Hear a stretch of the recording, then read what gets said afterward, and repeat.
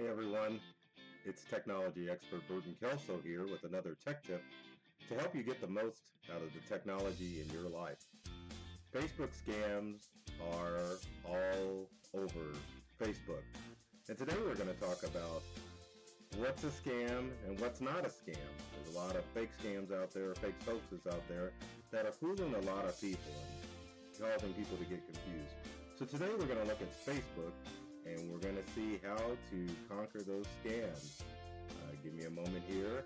Let me pull up Facebook and we will take a look at some of those scams that are going on Facebook. All right. Let's take a look. There we are. We've got a screen up. Got good old Facebook up. One of the most recent scams that has been going on is this one here. Let's scroll down. The hoax about Jaden K. Smith. If you click on Jaden K. Smith or accept this as a request, then chances are you're going to get a virus. That's simply not true. As it's stated here that I posted last night, you cannot be hacked by just accepting a Facebook friend request. As you can see on my personal Facebook account, I've got 7 friend requests from different people. And if I were to confirm or accept one of these requests, I'm definitely not going to get hacked with a virus. But there are specific things that you can do in order to tell if a Facebook account is in fact a fake Facebook account, because a lot of that is definitely going on with hackers creating clone accounts in order to get access to your personal data. But to check and see if a Facebook account is in fact real, let's click on Steve's. It'll let us go to it. As you can tell, Steve's got a lot of his history out there. He probably doesn't want people looking at his stuff, but he's got that information out there. So I can see this from Google. I can even see this information on Facebook. Another thing people don't realize with Facebook is that if you go out and you Google someone, let's go ahead, even though Google was off, I typed it again. Old habits die hard. Let's type in John Smith and then just type in Facebook. And what happens is that you can find John Smith's profile on Facebook and a lot of John Smith's profiles. That, as you can see, you can find out on Google. John Smith this is for a public profile page. If we go back, we can definitely go and find another John Smith profile. And as you can see, Google allows us to see the John Smith that we looked at and other John Smiths out there on the internet. And if you click on someone's profile, you can definitely get all that information about this person. So let's say I wanted to clone John Smith's profile. Essentially all I would have to do is right click, copy his cover profile and copy his profile pictures. And then I can copy some of his info information, and then I've got what's called a cloned account. And what will happen is that with the cloned account, then since John's friend list is public, then I can go through and start sending friend requests to all of these friends, specifically the ones that I'm already connected with, because people will think, well, maybe John disconnected me. And that simply is not the case in most instances, but as you can see, once hackers get in contact with people on this list, then they will accept that request, and then I can start sending out spammy email or Facebook messages, which will then lure these unsuspecting friends to a website which will infect their computer. So how can you prevent this sort of thing happening, from cloned Facebook accounts to messages that come through in Facebook Messenger, like this one here? Sorry, Jana, but there's another message with Jaden K. Smith. So messages like this, if you get them, you just ignore them.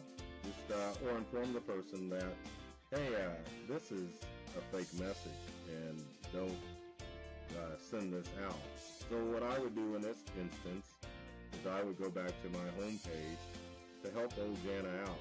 Once I'm on my home page, then I can copy my hoax alert message. If I can click on it, there we are. If we can get back to the feed, so many people tag me in this. Okay, there's our original message. So what I'm going to do for Jana is copy this, and then I'll go to my profile picture, and then I'll save it, save the image, and after a few seconds it's going to allow me to save it to my desktop, and it will. Once the picture is downloaded, I just need to get back out to that, go to Jana's website and say, hey Jana, this is fake. Stop sending this stuff out because you're just causing people to get paranoid. But let's open our graphic so that we can let Jana know that this has to pertain with Facebook, and it's got the topic hoax alert. So that's a good thing. So Jana knows that I need to quit sending this stuff around. Now, what else can you do other than informing your friends that stuff like this is a hoax? You can protect yourself by going into your own Facebook account. So what we're going to do is we're going to go to up in the corner, which is the Facebook menu. So you've got this down arrow here. Once you're under there, you want to go to settings. Once you're under settings in Facebook, you want to go to security and login. You can go in and make your account more secure by changing your password. Facebook now has a feature where you can log in with your profile picture instead of a password. So if you constantly change your profile picture, you can also use your profile picture to log in rather than a password. That's great for those of you who have problems with remembering passwords. One of the things that you want to do is you want to make sure that you get alerts about unrecognized logins on Facebook.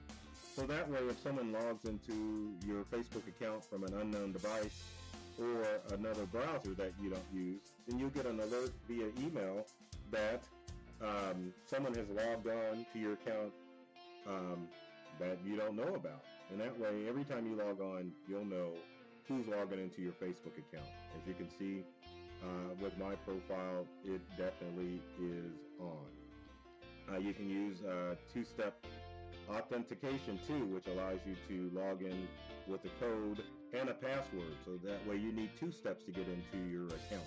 So if a hacker, for some reason, if you're using a weak password, figures out that weak password, if you've got 2-step factor authentication, then you will also have to enter a series of numbers in order to get into your account. You can also choose the option of choosing 3 to 5 friends to contact if you get locked out. That's another way to keep secure. And then you can encrypt your email, which means basically you can add a layer of protection from emails that you get from Facebook that a hacker can't get access to. Now, as far as privacy on Facebook, the things that you want to do is you can make your post public, or you can go and edit and make it so that when you post something, it goes to friends or friends except for people that you want to not see your stuff. Public is okay in my situation because I'm trying to share tech tips out there for the whole world. But for individuals who want to keep close with a family of friends, you definitely want to go through and make sure that those are only for maybe friends or your friends for friends, or maybe for specific friends. Real important one is who can see your friends list. This one's very important because this is how hackers get a hold of your information. You need to set that to only me. There's really no reason why anyone in the world needs to see who you're friends with on Facebook. You've got 3 options. Well, you've got a custom option too, but you've got public, which means that if I Google your Facebook account like we did with John Smith, then I can see everyone you're friends with, which means I can duplicate your account easier, and then I know who to target. And what hackers want to do is they want to target people that are on your friends list. So if you change it to only me, then that means you're the only person that can get to that information, and if a hacker would have to get into your account in order to see your friends list. So people, make your friends list to only me. No one really needs to see who you're friends with on Facebook. Another thing that you want to do is friends of friends who can contact me. On Facebook makes this so that you have two options. You can choose everyone, which is a no-no, or you can choose friends of friends, which limits who can send you friend requests. So if you've got friends who are blocking their friends list, and you set this to friends of friends, that means only a tight circle of people that you deal with will only be able to access your Facebook account. So that's something that you should keep in mind when going online with Facebook. You definitely want to make sure that you keep a tight circle, because hackers count on those opportunities for you to get access to your friend list so that they can send you hacking stuff. So the things that you want to watch for are the phishing scams with email. So if you get any message in Facebook and it's not from, if it's telling you that you need to watch out for something, or click on that link in your messages, you can definitely ignore that information. Here's one here that's suspect under message requests for messengers. Guy says that he saw my videos and he finds them very useful, and we're not connected on Facebook. I'm really not sure about this individual, so I am just going to click on ignore, and then that way that message is gone and I don't have to worry about that individual. The other thing you want to watch for too is the duplicate Facebook account. How do you find out if you've got a duplicate Facebook account? Pretty simple. You could just type in your name, and I'm going to type in Burton Kelso up here, and then we're going to do a search in the Facebook search window up here. As you can see, there's me, and then there's my public page as well. So if you do a search on yourself and you see that you've got two people accounts, then you know that someone has created a duplicate Facebook account for you. And luckily I have such an unusual first name that it would be pretty instant that I could find someone if they created a fake social media account. So there you have it. I hope these tips give you an idea of what to look for when you're on Facebook. There's a lot of scams out there. You can definitely check out Integral or check out my Facebook page if you have any questions about any of the scams that are going on out there in Facebook land. There you have it, and there I am. As always, if you've got comments or questions about this tech tip, leave them in the comment section below. You can check out more great tech tip videos like this one at Integral. We've got at Integral's YouTube channel. We've got tons of videos on YouTube helping you get the most out of the technology you use in your day-to-day life at home or at work. We're all over social media too, so check us out on Facebook, LinkedIn, Twitter, Instagram, and Pinterest, and Google Plus for those who still use that out there. And as always, take care of yourself and do many things to make you smile, and